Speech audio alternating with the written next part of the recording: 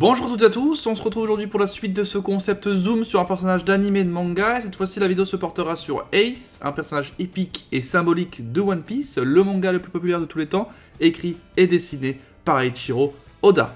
Pour rappeler le concept très rapidement, un personnage est sélectionné, dans un premier temps j'explique son contexte, ses pouvoirs, et dans un second temps, quelques anecdotes. Je me baserai principalement sur l'anime pour éviter tout gros spoil, car je pense que la majorité d'entre vous n'a pas forcément suivi les scans, donc ne vous inquiétez pas pour ça. N'hésitez pas à me dire ce que vous en pensez en commentaire comme à votre habitude, je suis ouvert à toute critique. Bref, c'est parti. Avant de commencer officiellement, je me permets de vous présenter des figurines de Chibi Akibara. Je les remercie encore une fois, c'est grâce à eux que je peux vous partager autant de choses. Je vous rappelle, un code promo est disponible pour avoir une réduction de 10% sur le site. Il suffit d'ajouter Pyrrhux 2020 et le tour est joué. En ce qui concerne les figurines du jour, on n'a malheureusement pas de figurines de One Piece, mais par contre des figurines de Jojo. Pas une, pas deux, mais 3 figurines. Les deux premières figurines sont des Q-Posket Jojo éditées par Banpresto. Elles mesurent 14 cm et le prix s'élève à 24,90€ chacune. Ce sont des pièces de collection qui sauront plaire du coup aux fans de Jojo Bizarre Adventure Golden Wind. Pour ceux qui suivent, c'est la partie 5. On a donc Bruno Bucciarati et évidemment le Jojo national italien Giorgio Giovanna. Deux versions existent pour ces figurines, soit un costume mat, soit un costume légèrement brillant. À vous de choisir si vous êtes intéressé. D'ailleurs, Rohan Kishibe existe également dans cette collection. Parfaite transition, vu qu'on va parler d'une autre figurine de Jojo, toujours éditée par Banpresto. Elle fait partie de la collection Grandista à 39,90€. On parle ici d'une belle bête de 27 cm. Il s'agit de Rohan Kishibe, illustre mangaka de la partie 4 de Jojo. C'est une figurine très stylée et arbore, je trouve, une posture très dynamique. Je vous la conseille également. Elle pourrait tout aussi bien embellir votre étagère de figurines. Moi je dis ça, je dis rien. Si vous êtes intéressé par la collection, vous pouvez précommander un petit Dio Brando des familles au même prix. Voilà, sincèrement, bien stylé aussi. Bref, voilà, je vous laisse check les potes si vous kiffez. Je vous le rappelle, pour avoir un petit 10% de réduction, il suffit de rentrer le code Pyrrhux 2020. Et finalement, n'hésitez pas à me suivre sur mon Twitter et Instagram, je partagerai d'autres photos sur ces figurines. Et pour plus de détails sur des figurines en général de Chibi Akibara, je vous laisse suivre leurs réseaux sociaux, ils sont partout. Allez, c'est parti, let's go pour cette deuxième vidéo zoom sur un personnage de manga et d'anime. Portgas dit Ace est né le 1er janvier par une mère qui s'appelle Portgas dit Rouge et un père plutôt connu, Gold dit Roger. Sa mère l'a gardé dans son ventre pendant 20 mois pour le protéger. Malheureusement, elle est morte à l'accouchement d'épuisement. Oui, parce que 20 mois, c'est un petit peu beaucoup, pour ceux qui ne le sauraient pas. Fils de Roger, déclaré comme enfant maudit, Ace a par la suite été recueilli au Mont Corvo par Monkey D. Garp, illustre héros de la marine, mais surtout aussi un ami et adversaire respecté de Roger. C'est d'ailleurs là-bas qu'il a grandi aux côtés de ses frères Sabo et Luffy. Il faut savoir qu'aujourd'hui, Ace est la seule personne connue et confirmée ayant 2 parents porteurs du Di. Après avoir énormément souffert des remarques des habitants du Mont Corvo et pour protéger Luffy après la soudaine disparition de Sabo, il finit par prendre la mer à 17 ans pour créer son équipage et vivre enfin sa vie de pirate. Il laisse donc derrière lui Luffy en lui promettant qu'il se revend très bientôt. Il crée aussi par la même occasion l'équipage d'Espane. A partir de ce moment-là, plein de péripéties de pirates lui arrivent évidemment. Il refuse par exemple le poste de Shishibukai, il est en possession d'un fruit du démon, le fameux Mela Mela no Mi. Il affronte Jinbei pendant 5 jours d'affilée sans qu'il y ait un réel vainqueur. Et finalement, voulant devenir plus fort dans les échelons de la piraterie, il décide de s'attaquer à Barbe Blanche. Cette rencontre a été décisive pour Ace et aussi pour le manga en général, vu que suite à cela, Barbe Blanche lui propose de rejoindre son équipage et de devenir son fils. Ace accepte la proposition même s'il continue de l'affronter sans réussir quoi que ce soit. On compte ici plus de 100 tentatives d'assassinat, donc on peut dire que la crise d'adolescence de Ace est plutôt violente, mais ça s'est plutôt bien passé finalement. C'est un jour Marco qui, en parlant à Ace, le fait changer d'avis et décide de porter la marque de son capitaine.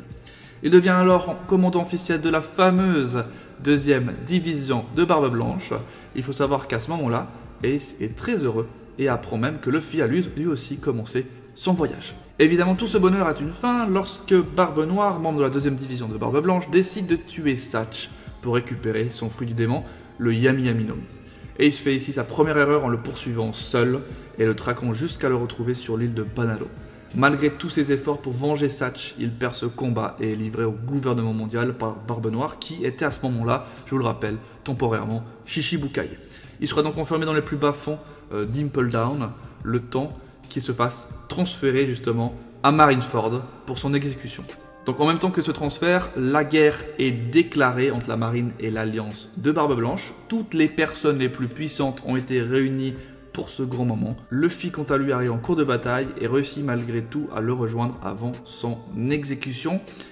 Un malheur n'arrivant jamais seul, et c'est pourquoi malgré la libération réussie de Ace, Akainu décide de prendre pour cible un Luffy affaibli, et Ace, ne voulant pas voir mourir son petit frère, se sacrifia sous ses yeux. Le pouvoir de lave d'Akainu brûla Ace de l'intérieur et consuma entièrement ses flammes. Ace est mort. Voilà un petit peu son contexte sans rentrer trop dans les détails. Il faut savoir que Ace est une personne très protectrice envers ses proches. On a pu le voir dans les nombreuses interventions de ce dernier lorsque Luffy était en danger contre la marine ou alors contre Barbe Noire. Si on devait le comparer à Luffy, Ace est un personnage beaucoup plus calme et sérieux. On peut l'observer avec sa manière de combattre.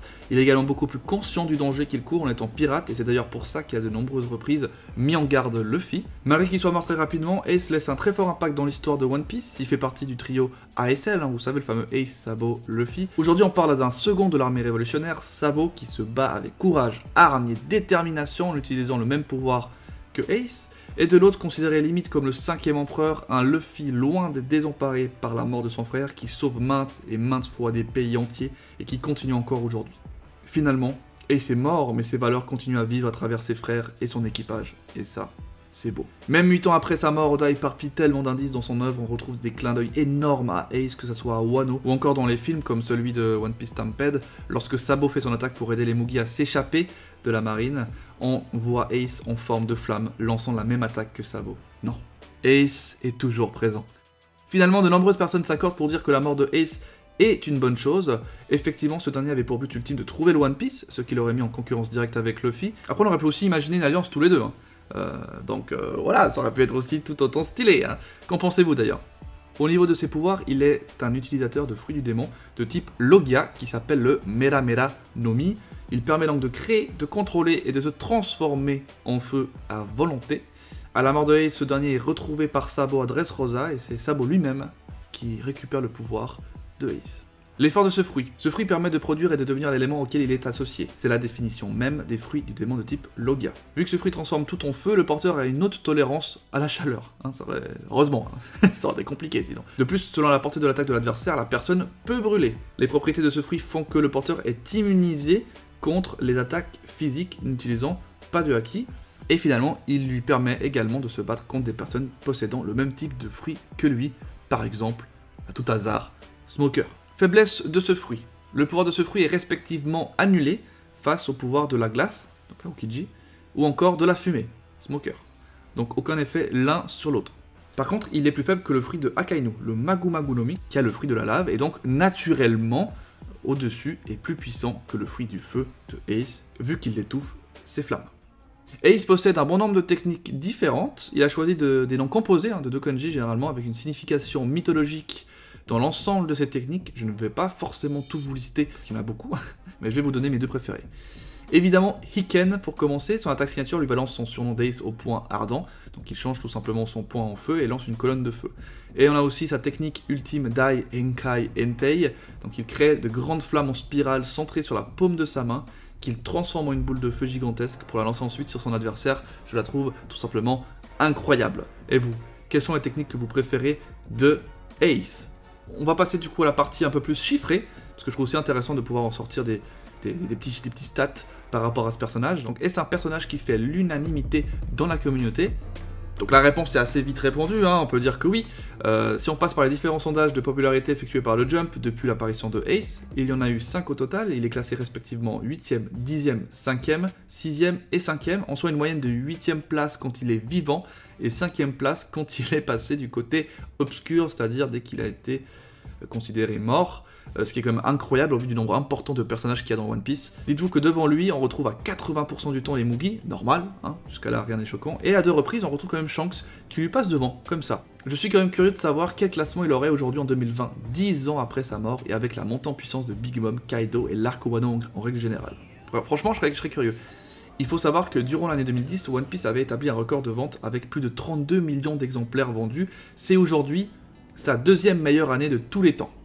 Le tome 59 de One Piece, donc c'est le tome où Ace est mort, a explosé tous les records en se vendant en une semaine à plus de 1,8 million d'exemplaires. Tout en sachant qu'à côté, on n'avait pas des petits mangas tout pourris. On avait le tome 52 de Naruto qui sortait et le tome 46 de Bleach. Voilà, c'est pour vous dire, hein, qui se sont respectivement vendus d'ailleurs à 800 000 exemplaires et 550 000 exemplaires. Donc tu vois quel monstre était ce fameux tome 59. Cette année-là, le tome 59 a d'ailleurs été le plus vendu de tous les tomes de manga confondus. Près de 2,6 millions d'exemplaires. C'est pour vous dire à quel point c'est ouf pour cette année-là. Il est également intéressant de constater que la fameuse citation « Merci de m'avoir aimé » de Ace avant de mourir est la deuxième citation la plus appréciée de toute l'œuvre de One Piece. Après évidemment la fameuse citation de Luffy qui est « Je deviendrai le Seigneur des Pirates ». Évidemment, ça ne choque personne. Et sans surprise, l'arc le plus apprécié encore aujourd'hui est celui de Marineford. Ace, on peut clairement dire qu'il a vraiment contribué à ça. Et je termine en parlant du seiyuu, donc il s'agit de Toshio Furukawa. Il a pu faire une vingtaine de rôles, tu vois, c'est pas beaucoup, forcément, tu vois, mais il a fait quand même un petit Thanatos de Saint Seiya, du Asura de Soul Eater, du Inaba Kagerosa, donc de Bleach, un petit HS comme ça, mais un bon personnage quand même, ou encore El Grande Piccolo de Dragon Ball. Donc peu de rôles, mais de qualité quand même le monsieur. Et pour terminer la vidéo, je me permets de faire des petites anecdotes en rafale. Vous êtes prêts? Il y en a 5. C'est parti avec la première. Ace ne devait à l'origine pas s'appeler comme ça, mais Portgas dit Lang. Voilà. Et si ça avait été une femme, ça aurait été Anne. Voilà, de quoi. On a eu de la chance quand même. Hein. Donc ça a été dit dans une review du Green Secret Piece. Il a changé ensuite pour Ace, qui ressemble phonétiquement à la valeur de la carte de l'As, et qui correspond au personnage de l'As de pique dans l'histoire. On retrouve cette valeur de l'As de pique d'ailleurs sur le drapeau de son premier équipage, l'équipage des Spades 2. Le tatouage de l'équipage de Barbe Blanche, et plus particulièrement celui de Ace, devait posséder un signe différent. La croix violette devait être de base une svastika, sauf que ce dernier ressemblait trop à une croix gammée, et que cela faisait forcément polémique. Du coup il a changé tout ça. 3. Une information supplémentaire sur la prime de Ace. Sa prime n'avait jamais été annoncée dans le manga, mais lors d'une exposition de One Piece, c'est durant la Jump Festa de 2012 que Oda a créé réellement sa prime qui est de 550 millions. Moi je la trouve très cohérente. 4. Si on observe un peu les flammes de Ace, on peut voir qu'au début ces flammes étaient rouges et oranges, alors qu'à sa mort on a pu les voir jaunes et orange. On pourrait donc imaginer une évolution de la puissance de ces flammes liée à leur couleur et température. On peut d'ailleurs le confirmer avec Sabo qui, après avoir récupéré le fruit de Ace, a obtenu des flammes rouges et oranges. On peut alors supposer que si Ace était resté vivant, il aurait eu des flammes bleues au plus haut de sa puissance. Et finalement, l'anecdote numéro 5, sur l'une des couvertures de chapitre de One Piece, la mort de Ace avait été annoncée. Effectivement, sur cette couverture, on peut observer les Mugi jouant aux cartes, Luffy tirant une tête dépitée possède dans sa main gauche un Joker avec le crâne de Brook, qui représenterait ici la mort, et dans l'autre main, il a plusieurs cartes dont l'As de pique en évidence, qui représenterait directement Ace, donc oui, Oda avait tout prévu. Voilà, c'est terminé pour cette vidéo. Je pense avoir dit quand même le gros du gros de Ace, même si je pense qu'il y a des petites choses qu'on pourrait encore sortir. D'ailleurs, si vous avez des petites anecdotes en supplémentaire à dire sur ce personnage, n'hésitez pas. Moi, j'ai fait une sélection de 5, mais si ça se trouve, il y en a encore plein d'autres très intéressantes, donc n'hésitez pas à le mettre en commentaire. Pour la prochaine fois, ce sera pas pour tout de suite, hein, ça sera plutôt pour la fin de l'année, voire début de l'année prochaine. On va partir sur un personnage de Naruto. Voilà, j'ai décidé de choisir Naruto. Donc n'hésitez pas à écrire en commentaire le personnage de Naruto que vous avez envie de voir en zoom. Voilà, c'est fini. À la prochaine. C'était Perux. Laisse un gros like sur cette vidéo et à la prochaine pour plein d'aventures. Ciao ciao.